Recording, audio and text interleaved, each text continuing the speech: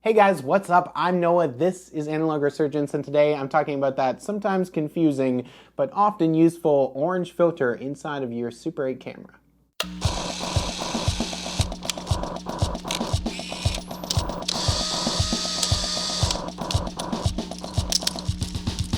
All film has a white balance, just like digital cameras do, just like when you're shooting digital photos, digital video, which is the kind of light that you're using it under and how that affects your image. Now, I can talk more about color temperature another time in a more technical video, but today I just want to talk about how it relates to Super 8 film and Super 8 cameras. When you buy color film for Super 8 cameras, it kind of comes in two main white balance types. You have tungsten film and you have daylight film. Tungsten film is meant to be shot indoors under normal indoor light bulbs. Daylight film is meant to be shot outdoors under daylight. When you're shooting digitally, you can just change the white balance on the fly. But for film, you actually need to use a different color correcting filter so that you can shoot under different lighting and have your images look good. And that is where the orange filter inside of your Super 8 camera comes into play. Almost every single Super 8 camera out there that I have ever encountered and that I've ever read about has a built-in orange filter. Sometimes they still work, sometimes they don't still work, sometimes they have degraded. But if you don't have one built in, then you have to get an external one to screw onto the front of your lens. The orange filter is used for converting tungsten film to shoot outside under daylight. So if you shoot without that filter in place, your footage might come out looking too blue.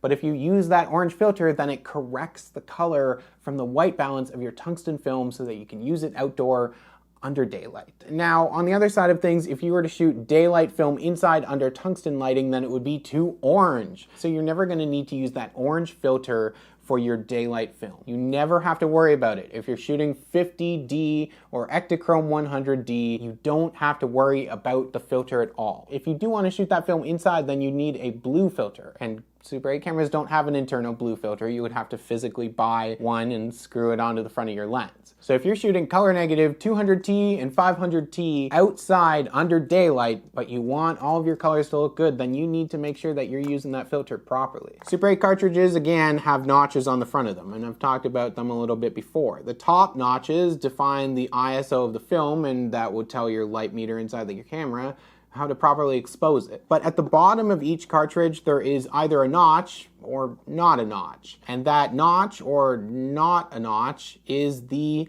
filter notch. Let me explain. So on tungsten film, there is a notch at the bottom of your cartridge. And when you push this into your camera, it does not push down the pin at the bottom of the film compartment. And this is the filter pin inside of your Super 8 camera. If this filter pin is pushed down, then the filter will be disengaged. The orange filter will move out of the way. Now, tungsten does have that notch, so it's not pushing down that pin, which means that the orange filter inside of your Super 8 camera by default is going to be in place when you put your tungsten balance film in, meaning that it's ready to be shot outdoors. But if you don't want that filter to be engaged, then you need to either look for a switch on the side of your camera or even a slot on the top of your camera. And many cameras will have either a light bulb or a sunlight symbol in a switch on your camera. So if you want to shoot your tungsten balance film inside under tungsten light, then you want to set that switch to the light bulb, and that will remove your filter completely. You will be ready to go unfiltered. You can shoot this thing inside under your tungsten light bulbs, no problem. But if you want that filter to be engaged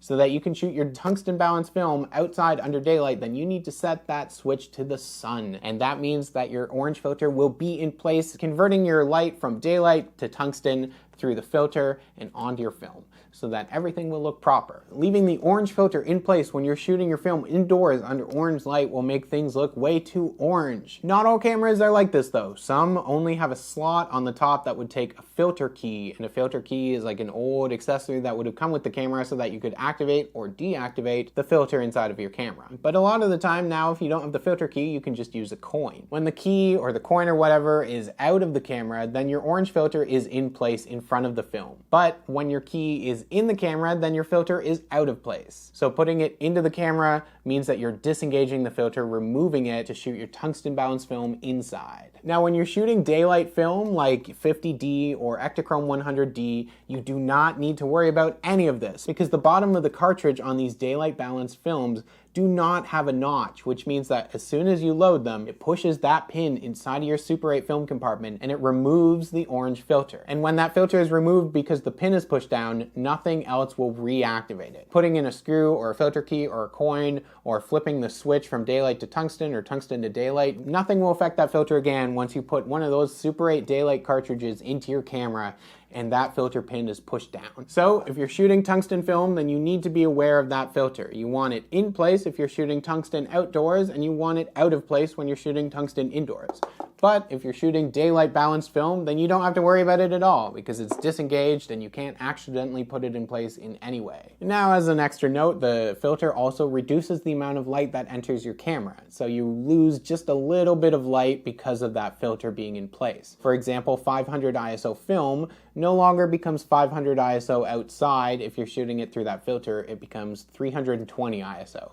And this is detailed on the side of all the cartridges. And of course, the internal filters can easily degrade over time. They can break, they can stop working, they can turn to mush, or they can have dust or dirt or all sorts of things on them. So if you're really serious about doing like a lot of shooting tungsten film outdoors, then it is a pretty good idea to just figure out the thread size of your Super 8 camera's lens and then buy an actual high quality 85 tungsten converting filter so that you can just screw it onto the front lens of your Super 8 camera that way. Thank you guys so much for watching, and I hope that you have learned and have figured that out and that all of this makes sense to you, because it's actually a pretty common question that I get about when to use the filter and when not to use the filter. Anyways, you can also find the Analog Resurgence Patreon if you want to support the channel so that we can keep doing this, you and me and us and everybody else out there who's watching, for a very, very, very long time. There's also information to Pro 8mm out in California. These are cartridges that I have from them at the moment. There's more stuff with them, of course, coming up, so you can check that out as well. Anyways, thank you guys so much for watching,